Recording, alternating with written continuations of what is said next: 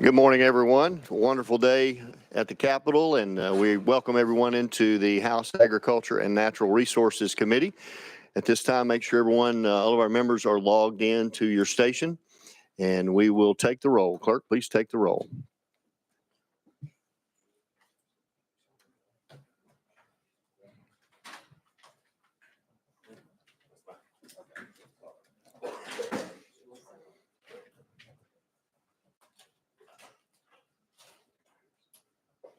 Please take the roll. Mr. Chairman, we have 14 members present. We have a quorum. Thank you for that. At this time, I'll ask Representative Stinnett to lead us in a prayer and a pledge. If you would stand with us, please. Dear Heavenly Father, just thank you for this beautiful day that we have to come and do your business here in the Agriculture Committee. Just be with each and every one of us as we sit here and get the opportunity to listen to the arguments and the information that we will have the opportunity to make decisions about laws here in the state of Tennessee.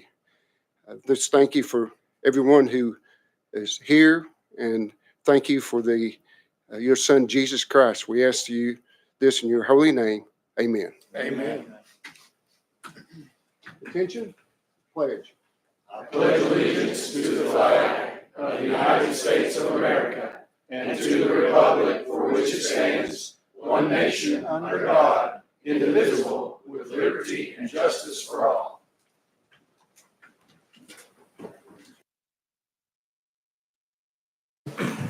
Thank you, Representative Stinnett. At this time, in honor of Ag Day, I wanted to just thank a number of folks that have helped today and make this all a possibility. Among our guests, we appreciate you being here, but Speaker Sexton, Lieutenant Governor McNally had a big role in getting this put together. James Harris, Shelby Vanoy, as always has a big role in this. Lee Maddox, Jimmy Ogilvie, Clint Draper, Dalton Hughes, Dave Bowling, Andy Holt, Rachel Sullivan, Carol McDonald, Lily Douthat, Phyllis Ferguson, Melinda Perkins, Tracy Rafferty, Tanya Keller, Rob Cagle, my assistant, Debbie Martin, Pam George, Sergeant Pretter, and our state troopers, the FFA and 4-H students. We're always encouraged to see them here. The Harville family of Lebanon, Majors family of Lebanon, Abigail Wicker of Mount Juliet, MJ Shirley of Murfreesboro, Jenkins family of Macon County, Logan family of Dixon, Mark Farrar with Tennessee Walking Horse, and our facilities crew, Patrick Kelly, Kenny Krausen, Josh Church, Shane Tanner, Lenora Kelman, and Candace Jones. We want to just, if y'all would give them a round of applause for what they've done today.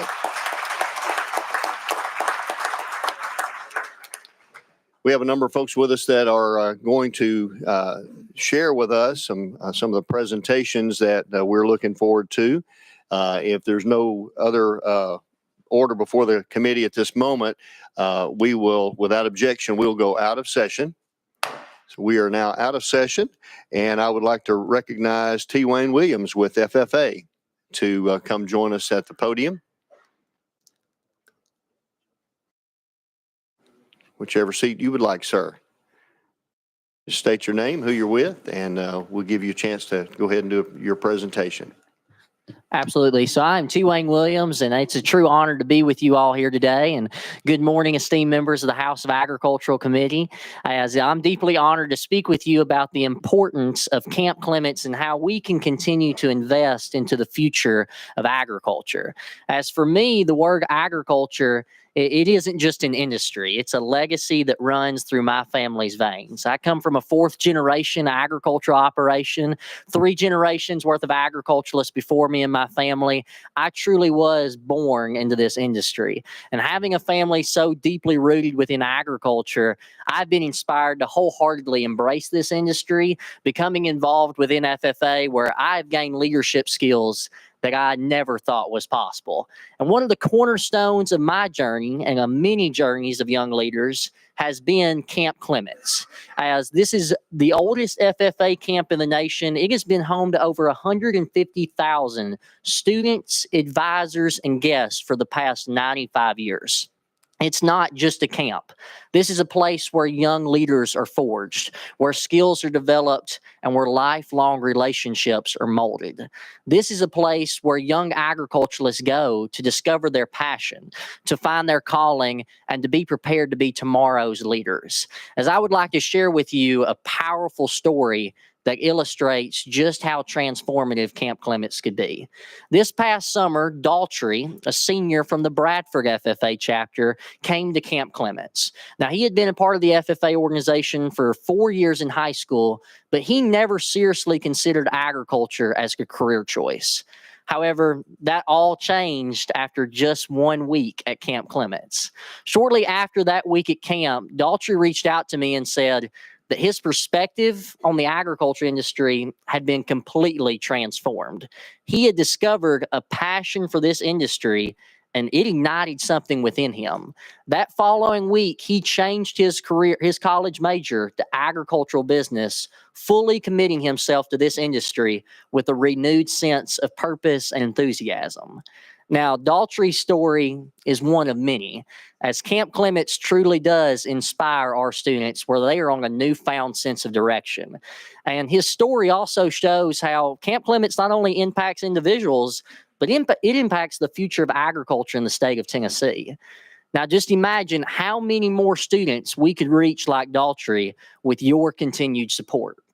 With that in mind, we are standing on an exciting new beak within Camp Clements, where we plan on building on our camp's rich history with a state-of-the-art lodge facility, a riverfront youth recreation center, and a hillside terrace with outside classrooms that will better serve the thousands of members that will follow in Daltrey's footsteps. As our members are going to be empowered to lead the next generation of agriculturalists with the tools, resources, and support that they need. And the challenge before us, as you know, is substantial. With the world population expected to reach 9.8 billion by 2050, if we truly do want to feed the world, we have to focus on innovation, dedication, and leadership from the next generation who are passionate about this industry. And make no mistake about it, Camp Clements is a place that nurtures that young talent. And with your continued support, it will continue to do that for years to come, and we will expand our reach to young individuals across the state of Tennessee. So ultimately, thank you for celebrating agriculture on the Capitol today. Thank you for your ongoing support to Tennessee FFA. We truly are grateful, and together, we're going to keep agriculture the number one industry in the state of Tennessee. Thank you. Mr. Williams, we appreciate you being here. Next, I'd like to hear from, we'd love to hear from Gabe Harville with 4-H. Thank you, Gabe. Appreciate you being here and all the green jackets we got to see today. Yes, You're sir. recognized. Certainly glad to be here. Hello, distinguished members of the House Agriculture and Natural Resources Committee. My name is Gabe Harville, and I serve as the 2024-2025 Tennessee 4-H State Council President. And it is certainly an honor and privilege to speak to you all today on behalf of Tennessee 4-H. Agriculture is very near and dear to my heart. I've been blessed to live and work on my family's fifth-generation beef cattle farm in rural Smith County. I believe it's so important to have celebrations like the one we're at today to recognize our state's largest industry. Agriculture is also the root of the 4-H program. Originally known as the Tomato Club and the Corn Growing Club, it was created in 1902 to successfully influence the ideas of older agriculturalists who were unconvinced newer farming methods could prove as effective and have the same crop outputs, therefore the same income as the methods they had used in previous years. Here in Tennessee, you will find 151,000 4-H members participating in 29 project areas and numerous activities, such as Tennessee 4-H Congress, Academic Conference, and 4-H camps, among others. As you all know, Governor Lee has graciously allocated $46 million in his proposed budget for improvements to our campsites. If this passes, not only will we have the resources available to improve our camping centers, but also implement new STEM centers at all 4 camps across the state. These STEM centers will allow our youth to gain a hands-on approach to learning valuable knowledge and life skills. Each year, we impact roughly 20,000 youth by using our camping centers. 5,000 of those are 4-H campers, while the other 15,000 actually come from school classrooms to learn more about soil science, conservation, astronomy, physics. You name it, there's a good chance that our camps are actively teaching youth about these topics. I can remember when I attended camp and I was exposed to new ideas and concepts that helped me find my spark with natural resources. On early mornings at the Clyde M. York 4-H Center in Crossville, we would go on nature walks where we would not only identify plants and animals, but find out their ecological role in the ecosystem. I attribute this camping experience to my plan of going to the University of Tennessee this fall to study wildlife and fisheries science. It's experiences like this that our camps are striving to create for youth each and every day. From Hardman County to Greene County, you will find children learning valuable life skills and gaining knowledge that will not only benefit them today, but for the rest of their lives. I know with your continued support, we can make this dream of improving our camps a reality. Thank you all so much for being friends to the Tennessee 4-H program and youth in agriculture. Thank you, Mr. Harville.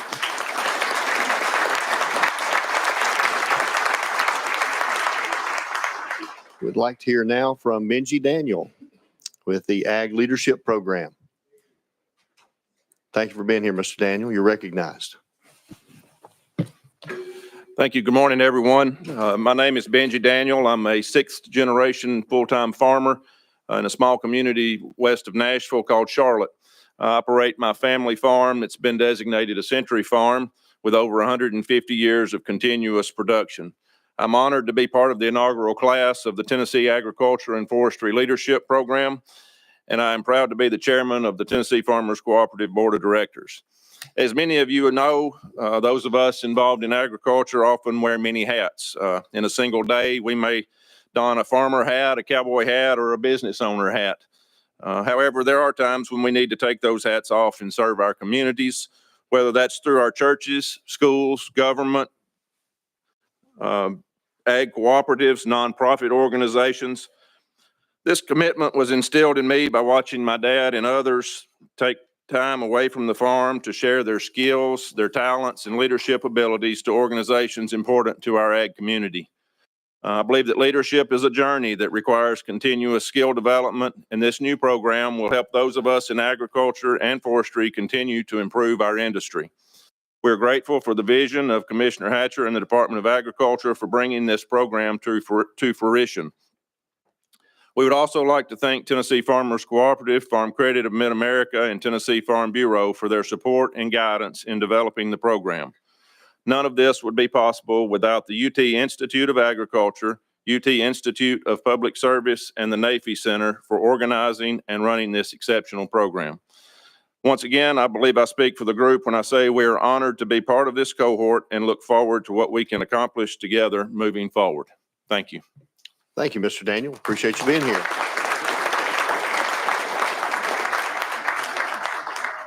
Next, I'd like to hear from Corbin Nees, who's a Cocke County farmer impacted by Hurricane Helene. Welcome, sir. Good morning. You're recognized. Good morning, everyone.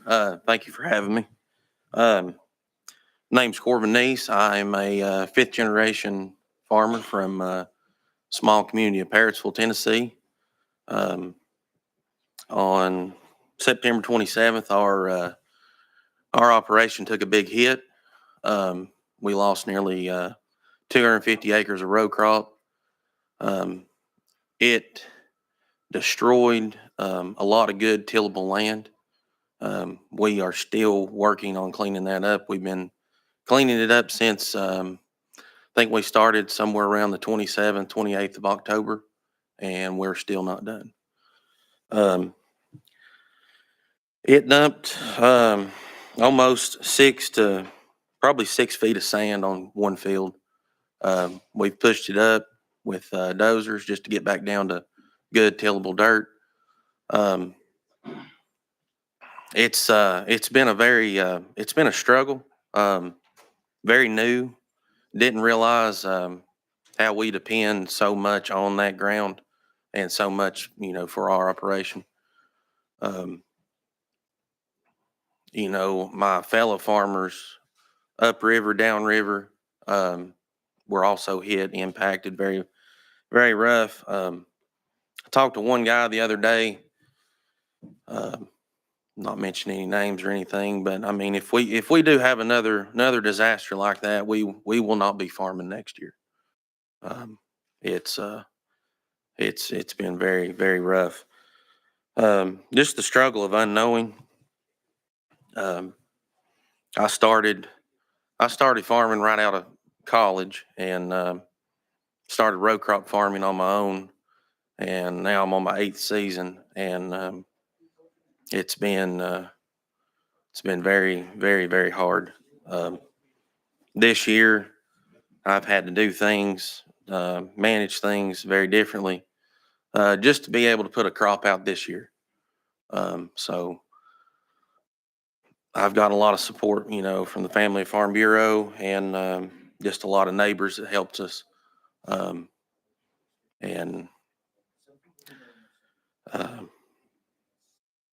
It's been very hard. I'm losing words. I've never done anything like this before. Thank you. I appreciate everything, especially for having me up here to speak today. And thank you all. And that's all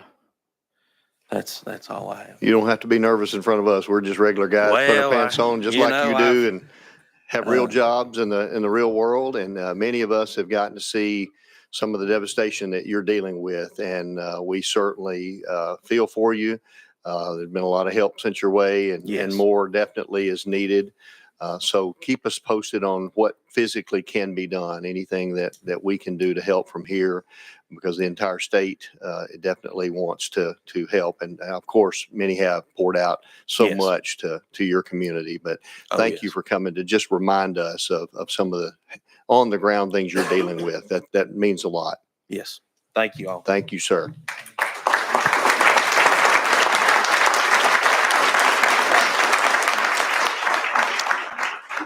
Next, we have Officer Whitehead with the Department of Agriculture Ag Crime Unit. If you would come speak to us, sir, you're recognized. Thank you. Thank you. My name is Greg Whitehead, and I'm the Special Agent in charge of the Tennessee Department of Agriculture's Agriculture Crime Unit. And again, thank you for the invitation to come here and speak today. It is a great honor to come, but we wanted to speak to you just for a moment about the Ag Crime Unit's response during Hurricane Helene. The Ag Crime Unit is composed of 10 officers statewide, and we're sworn law enforcement officers, special agents, or criminal investigators, and we are there to protect all agricultural practices in the state of Tennessee from becoming victims or that have become victims of agriculture crime. And we exist to make Tennessee a safe and better place to practice agriculture in. And during Hurricane Helene, we had 8 of our 10 agents in Northeast Tennessee serving and helping agriculture producers that were affected by Helene. Because as one producer told me that when we got to him, he said, "This is the biggest theft that's ever happened to us. He said, Mother Nature has stolen everything we've had." So we began setting up, and we have a response trailer, and we set up in the Elizabethton High School parking lot where the Incident Command Center was set up. So we was one of the first trailers to be set up in that command center, and we were the very last trailer to leave. And I want to thank the FFA was up here a minute ago. Their FFA students helped us man the trailer while we were out in the field working as producers came in, and if they had a need, they took down the notes for us as we were gone. But as we went there, we had our command center there, and one of the first things we did, we sent crews out to inventory all the agriculture donations that were coming in. There were donation sites at multiple places across the counties and across the region, and each one had different agriculture supplies that was coming in. So we sent out agents to see what supplies were available, and we sent other crews to go out each and every road to go up and find any producer that was working or had operation in that area and to see if they were affected and what they had lost and what their immediate needs were at the present time, and took notes. Then we noted the loss. Again, we could see their immediate needs and how their operations were affected. And we also surveyed the area by air. The THP allowed us to go up in their helicopter, and we got to do some surveillance by air to see affected areas that we may not reach on ground or we may miss. And we saw where those producers were or those livestock were in need at, and we took GPS coordinates where we could get to them on the ground, that we could provide assistance to them that way. And from our survey that we took, we delivered multiple truckloads straight to the farmers that were affected, instead of leaving at the donation site where anybody would just show up and get it that may not need it. We went first and inspected the area and saw who was in need, just like our gentleman here, and know that they were down. And we loaded our trucks up. We knew what they needed, if it was hay, if it was supplies, if it was temporary fencing, and stuck it straight to the producers there.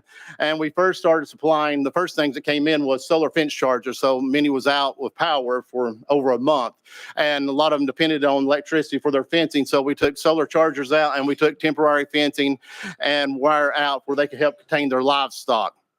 Then we escorted hay deliveries. They were hay coming in from multiple places, and the thank for coming from Dyersburg. Dwayne Dunn from Dyersburg, he helped us out greatly.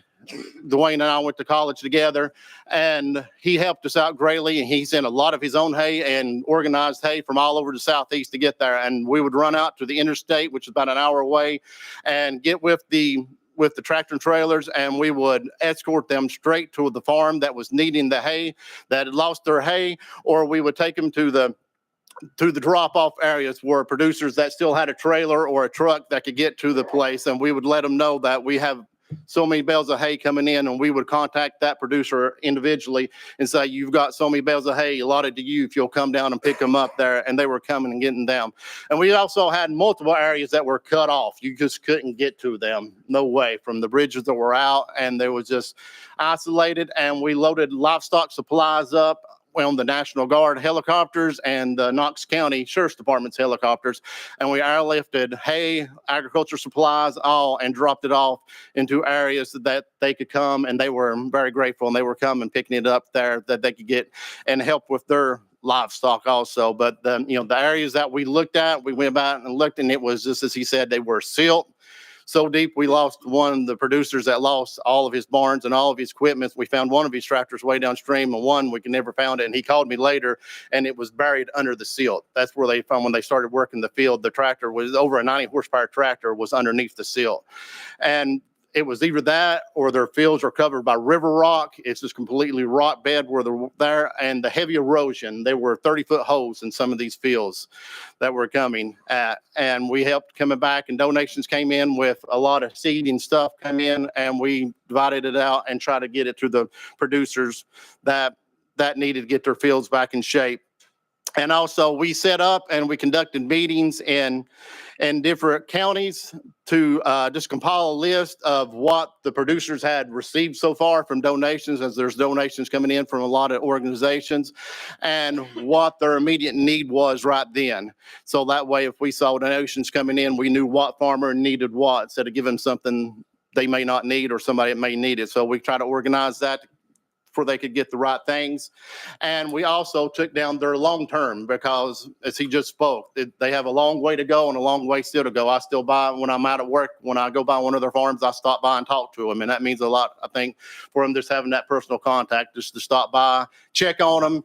May not have nothing to give to them, but just to check on them really means a lot as we're going by. And that was one of the things that we're there just to help support our agriculture committee. Because like I said, I think the Ag Crime Unit, I'm proud to be the lead of the Ag Crime Unit and a member of the Ag Crime Unit. And we are there to protect agriculture. And if it's from a flood, or if it's from a thief, or whatever it may be, that we can help Tennessee become number one, or still stay number one in agriculture, because the total estimated loss for this storm in East Tennessee was rated at $1.3 billion. And that is billion with a B. That was with a B. Yes, yeah, sir. $1.3 billion. Mr. Whitehead, we appreciate I mean, you brought a perspective that I would imagine most of us on this committee have not even thought about. Even some of us that were in those communities, those, we're thinking about folks in homes and that part of it, but then to learn just what our producers had to deal with on a day-to-day basis and what role you guys played, that's tremendous. I really, really appreciate you being here with us today Yes. and sharing this information. That kind of helps us put all of this together. So thank you so much for everything you guys do. Appreciate you being here with us today. Yeah, thank you. And like I said, I'd like to thank the Carter County Farm Bureau President, Mike Nanifer, in Carter County. He really helped us to get to areas where we needed to go. He guided us places and made sure we didn't try to get everybody that we could to. But thank you for allowing us to be here today and allow us to serve the farmers of Tennessee statewide. Thank you. We can all be proud to be Tennesseans.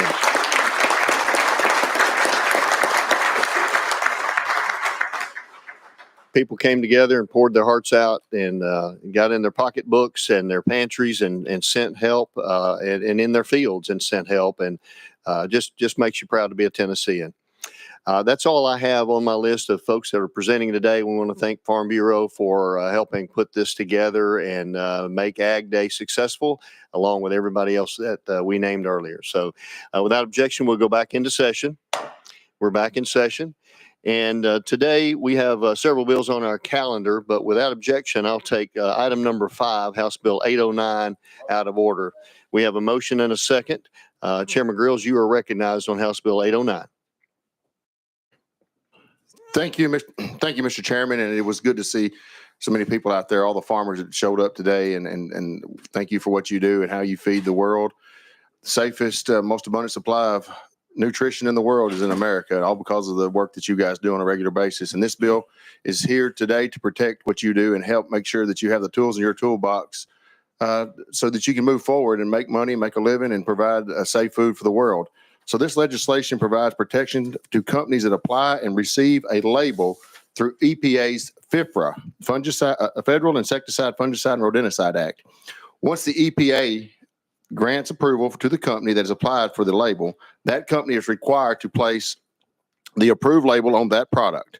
They cannot change, add, or delete portions of the granted label without being in violation of federal law.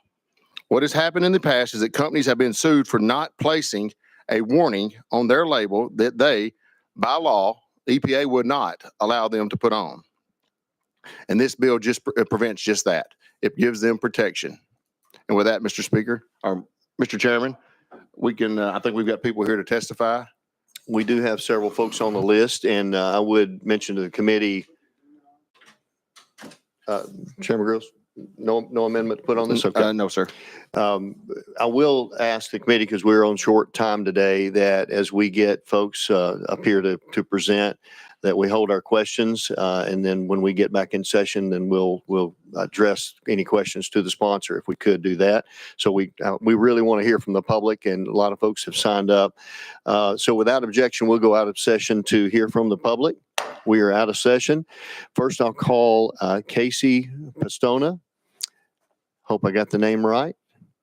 Feel free to come up and you can sit in one of those seats, and we'll get your microphone turned on, and you can just introduce yourself and tell us who you're with, if it's anyone other than yourself, and you'll have 3 minutes. You're recognized.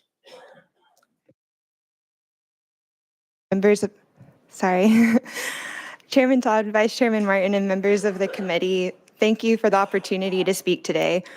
My name is Casey Pistona, and I'm proud to call Nashville my home. I'm a social work student at MTSU, and I'll graduate in May with the hope of dedicating my life to serving my community. Before moving to Nashville, I lived in North Alabama. My father, a now retired Army Lieutenant Colonel and military police officer from Dresden, Tennessee, was stationed at Fort McClellan near Anniston, Alabama during my early childhood. That base was where I first learned what it meant to be part of a community. The people there looked out for one another. They cared for each other like family. But if you drive through Anniston today, you won't find the same thriving community. Instead, you'll see empty streets and abandoned homes, a town where families can no longer safely stay. You may have heard of Anniston because of Monsanto. Decades ago, Monsanto opened a factory there producing PCBs, harmful chemicals used in plastics and pesticides, until they were banned in the 1970s. Monsanto knew these chemicals were toxic as early as the 1930s. They knew they were poisoning the land, the water, and the people of Anniston, and they did it anyway. The city won a lawsuit proving that Monsanto knowingly polluted the town, destroying lives in the process, but justice came too late. In 2018, it was reported that the PCB levels in Anniston were 27 times higher than the national average. That kind of contamination doesn't just disappear. It lingers in the soil, in the water, and in the bodies of people who call Anniston home. This isn't just a story for me, it's my life. I watched the community that raised me fall apart. I watched my neighbors, my friends, and loved ones get sick. I was only 5 years old when I lost my mother to breast cancer, and years later, I watched my sister fight and thankfully survive her own battle with the disease. That's why I'm asking you to oppose House Bill 809. This legislation would allow companies like Monsanto to keep putting profits over people, to keep cutting corners at the expense of human lives. We cannot let history repeat itself. Please do not let another town in Tennessee become Anniston. Do not let another family go through what mine has endured. Please oppose House Bill 809. Thank you. Thank you, Ms. Pistona.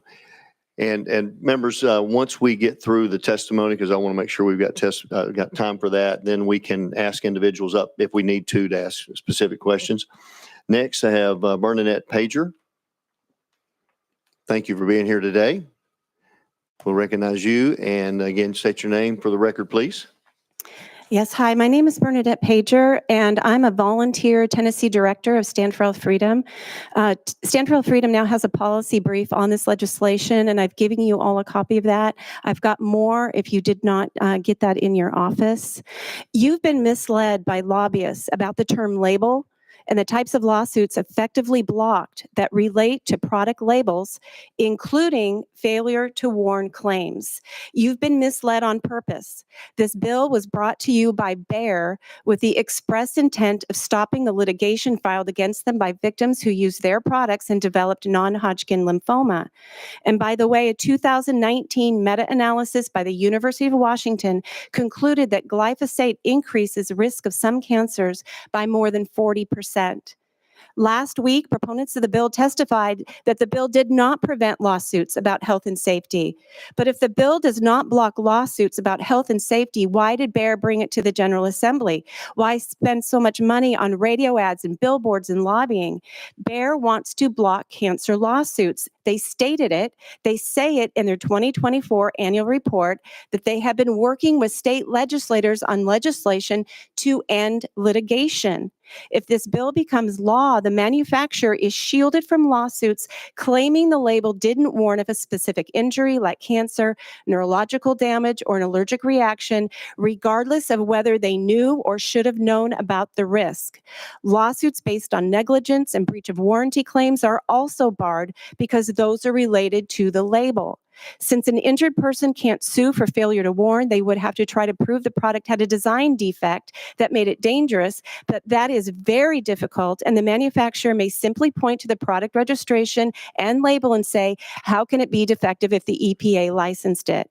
The EPA's review process is only as good as the information the manufacturer who does their own safety studies provides to the EPA, and only as good as the EPA is honest. And let's face it, Trump got elected in part because of his promise to get rid of fraud and corruption at all the three-letter agencies, including the EPA.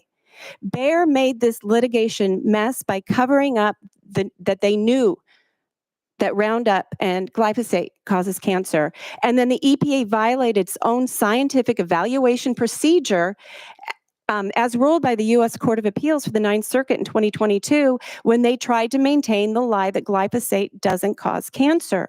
Both Bayer and the EPA are the problem here, not my constitutional rights, not Tennesseans' constitutional rights. I'm not a lawyer. Don't trust me. Don't trust the lobbyists. Please, I beg of you, talk to lawyers who really are the ones, if you get injured and your family gets injured or your crop is damaged by the pesticide. Thank you, Ms. Pager. Almost squeezed everything in, but that was very, very close. Next, I have Tiffany Carpenter. Hi, Ms. Carpenter. Thank you for being here today. Good morning. Thank you. Just state your name for the record, please, and you'll have 3 minutes. Okay. Thank you. My name is Tiffany Carpenter, and I am a plaintiff's mass tort product liability attorney from Memphis. I'm here today in opposition of HB 809 on behalf of Tennesseans who are unknowingly poisoned by foreign chemical companies that lied about the safety of their products. If this legislation passes, it will strip away the rights of Tennessee clients to hold these companies accountable. Companies headquartered in places like Beijing and Berlin, far away from the families that they hurt. Families like Jacob Wathens. Jacob is a 24-year-old professional landscaper from Shelby County. He was just 17 when he started to use Roundup. He trusted the product's label, believing that following the warnings and instructions would keep him safe. But here's what Bayer never told him. They hired world-renowned scientists to study Roundup. Those scientists told Bayer that Roundup could cause cancer. They recommended specific safety tests to prove otherwise. But Bayer never conducted those tests because they knew what they would show. Since that study in 2016, at least 58 independent, peer-reviewed scientific studies have linked glyphosate-based herbicides like Roundup to DNA damage that causes cancer. Yet Jacob only learned about the connection between Roundup and cancer on February 1st, 2024, when his doctor diagnosed him with non-Hodgkin's lymphoma. HB 809 does not protect Jacob. This legislation does not protect farmers, landscapers, or residential users who rely on an accurate label. HB 809 protects Bayer. HB 809 protects ChemChina. HB 809 lets them off the hook for any property damage or personal injury claim by saying they are not liable in a civil action related to the labeling of the pesticide. Every single claim that my clients could bring for both personal injury or property damage is related to the labeling of the pesticide. As every farmer knows, the label is the law. You can't pretend that it doesn't matter. Even if I tried to avoid the label, Bayer's lawyers won't. They will bring the label into every case as a defense to ensure HB 809 operates as complete immunity. To close, I want to make one thing clear to the farmers that are here today. This bill does not protect you. This bill takes away your rights when the pesticide label is a lie and it makes you sick or destroys your fields. Bayer knows this. They are betting that you don't. Thank you. Thank you, Ms. Carpenter. And next we have Roe Frazier. Is Roe Frazier here? Okay, not seeing. Okay, next on my list, I have Kevin Hensley. Mr. Hensley, if you just state your name and who you're with, and you'll have 3 minutes, sir. Yes, sir. Thank you. Kevin Hensley, Tennessee Farm Bureau Federation. Each of you on this committee have a profession. And in that profession, there are certain tools that you utilize in your work that is critical to your success. But what if you thought about losing those tools because of things that were completely out of your control? Now think about if these tools were extremely regulated and the federal government dictates how the product can be used, what it can be used for, and even the words on the product label. Now imagine that those manufacturers of these tools, which you must have to be successful on your farm or in your career, are being sued, not because the products have been proven to cause harm, but because of a World Health Organization subcommittee report that said the tool has a potential for risk. And then lawsuits are filed which utilize this report and says manufacturers have to warn about the risks. But I remind you, the federal government controls the label. The manufacturers must abide by the federal law to sell the product. And now think, you as an individual, the tools you rely on, the tools that you rely on, you could lose because of lawsuits that put the manufacturers in a position that's impossible to remedy. The federal government says you cannot put a warning label on the product, but you are losing lawsuits because of a lack of a warning label.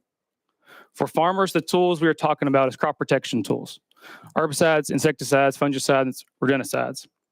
Tennessee farmers use crop protection products to protect their land and crops, maximize yields, maintain food affordability. These products have been widely tested and researched, included by the EPA, and meet very high safety standards. This legislation is very narrowly tailored, specific to claims around the label, and still allows for claims around Tennessee products liability cases in Title 29 of Tennessee law and common law negligence suits and wrongful death actions. Farmers cannot afford to lose access to crop protection products.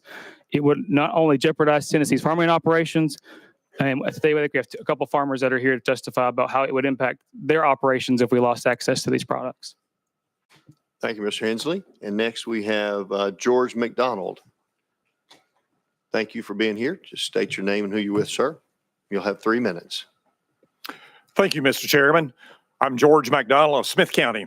I'm a 4th generation farmer, and my daughter Sarah is the 5th generation to operate our family's operation that my great-grandfather started in 1927.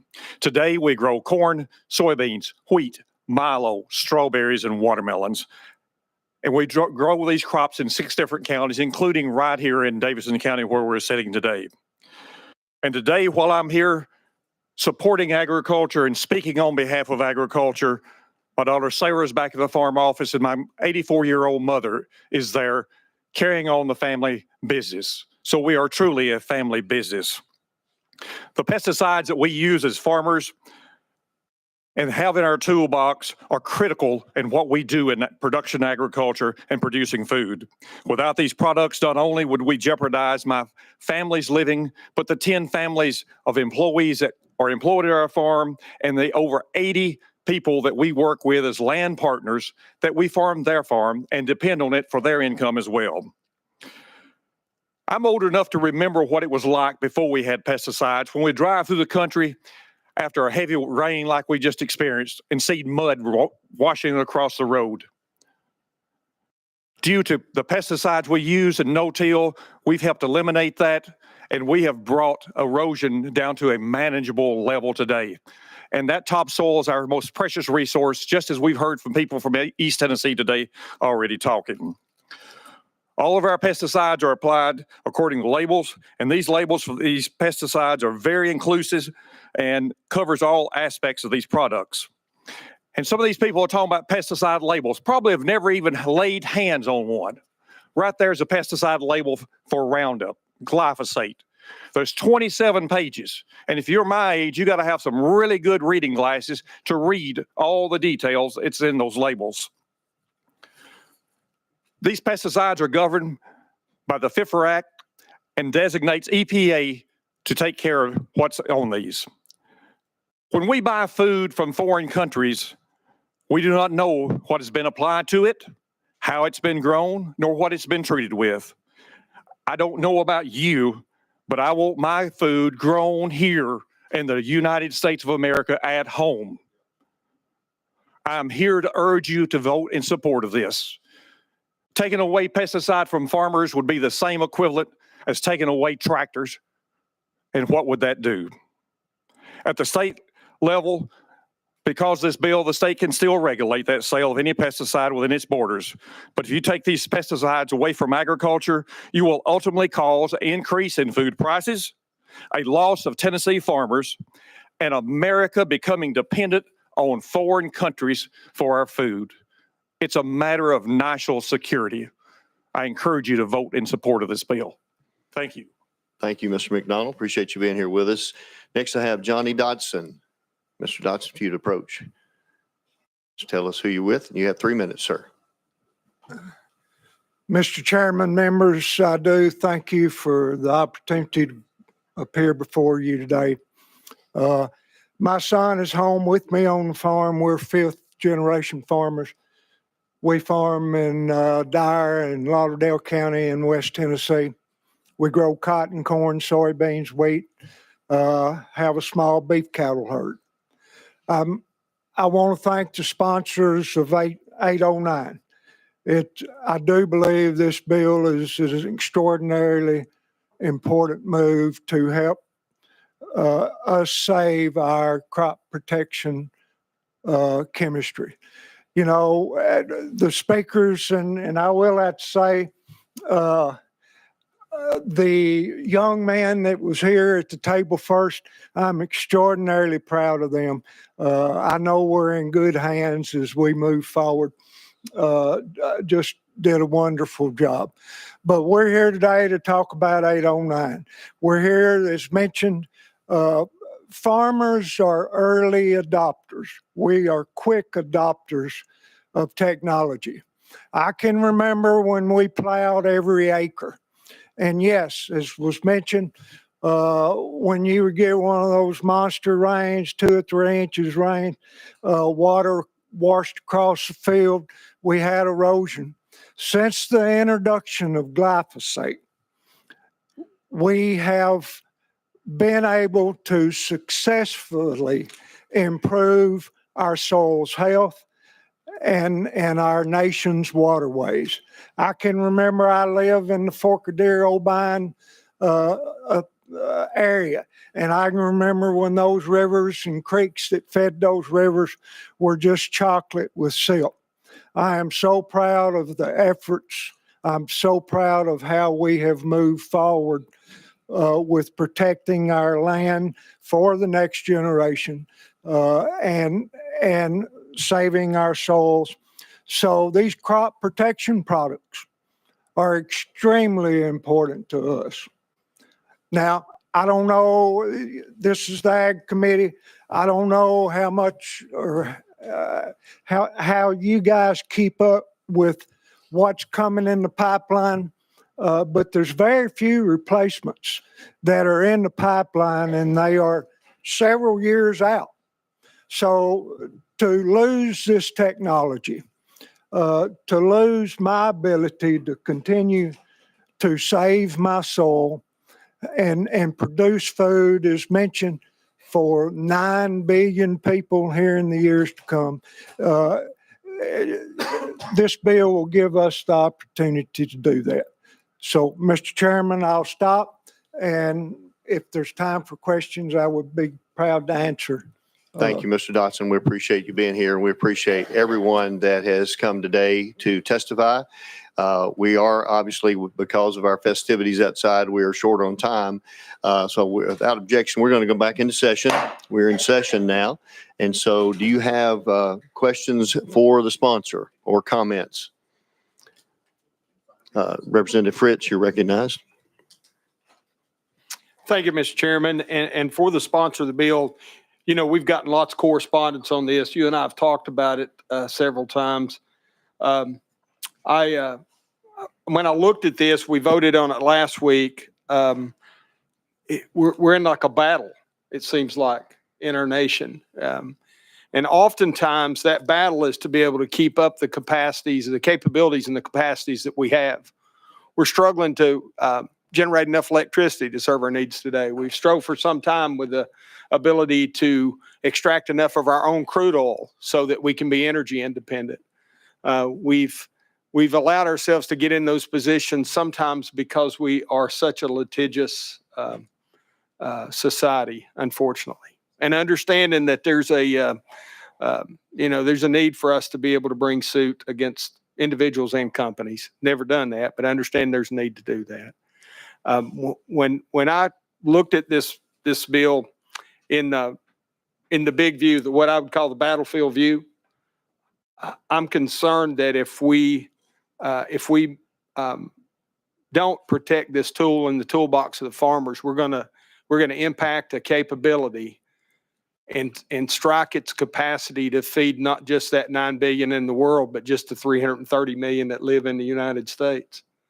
And I think we have to be mindful of that. So with that, and I know this doesn't make everybody happy, but I've got to be in support of your bill because I think it is important for us to maintain our domestic capabilities and use some of that innovation these young people have talked about to make sure that our capacity in those capabilities is improved. So Thank you, Representative Fritz. Representative Bain, you're recognized. Thank you, Chairman. I just want to thank all of you that had testified, especially those that testified against the bill. And I'm very grateful that you all are here on Ag Day on the Hill to witness this. This is in my perspective, a blatant corporate giveaway to Bayer and Monsanto. And if you vote for it, you are prioritizing the rights of a multinational corporation over the rights of Tennesseans to seek justice for cancer and childhood ailments. And so for those of you that are with FFA and for those of you that are the young people that are going to be leaders in this state, this is the perennial struggle that you will have in your lives, which is choosing big ag, corporate ag over your community. So I will be in voting no to this bill. Thank you. Representative Jones, you're recognized. Thank you, Mr. Chair. I had a question and then I had a comment for the sponsor. Can you name the states that did not pass this bill? Because I know that many states have offered this bill. Can you tell us what those states are? Chairman Grills. I cannot off the top of my head. I know Georgia passed it last week, though. Representative Jones.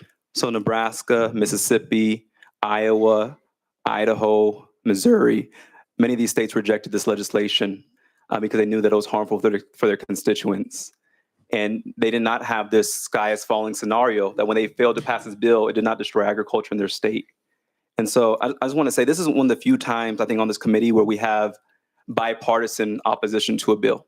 I've received more emails from Republicans, from the most conservative people I've ever met, call me, we talked, and they're fearful of what this bill will do because we're putting the rights of companies based in Beijing and Berlin over the lives of Tennesseans. There's a gentleman who came last week, Mr. Tandy King, a farmer from Murray County, whose family has been in Tennessee for generations. And I hope he's watching. He's not doing well, so he wasn't able to come testify today. But for all of those who are on the Ag Subcommittee, we heard his pain. We heard the truth that he spoke. And then on the other side, they brought a Bayer and Monsanto lobbyist to come tell us to support this bill. And coincidentally, that lobbyist is not here today. And so I hope that this is one time I'm praying with this committee. Let's put partisanship aside. Let's pause real quick, because I don't think there's bad people on any side of this. I think people have just been misinformed by these companies. They've been misinformed. And so when I got these emails, I literally called every one of these people, emailed them back, called them, because I didn't know about this bill, Rusty. I didn't know about this. And so I had to call farmers and get their opinion and hear what they had to say about this. And I called some folks in other states too who've stopped this bill. And they said, these companies are fooling you all. They want you to believe that if you don't pass this, then the whole agricultural system is going to collapse. But that didn't happen in Nebraska. That didn't happen in Mississippi. That didn't happen in Missouri. And so they said, just maybe slow down and look at what this bill is about and look at who's funding it. They're funding billboards in rural communities, these same companies, trying to get you to believe this. It reminds me of that movie with Erin Brockovich where they were poisoning her water in her community and poisoning those children. And the people, they thought they were doing what was right, but it ended up hurting their children and families. And so I pray with this committee, maybe one day, today can be a day where we can stand together and say, let's put the lives of folks above the profits of these corporations. Let's look at the health and well-being. You know, Robert Kennedy Jr., our HHS secretary, talking about make America healthy again. And a lot of the people who email me are those types of folks, are folks who support President Trump. I don't support President Trump, but on this, I agree with their administration. We have to put the health of our people above.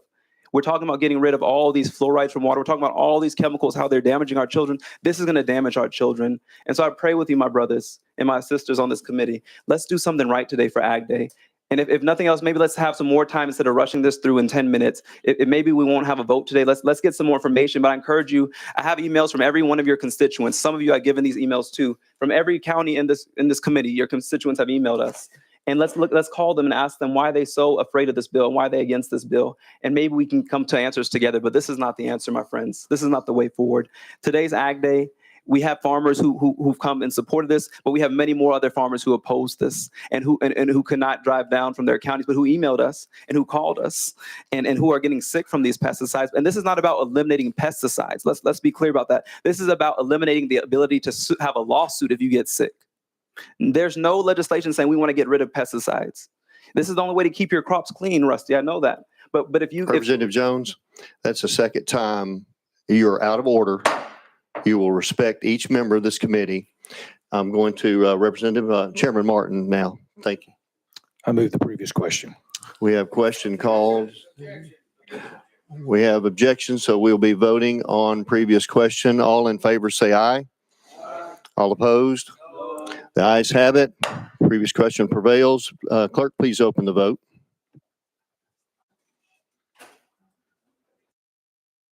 We're voting on House Bill 809.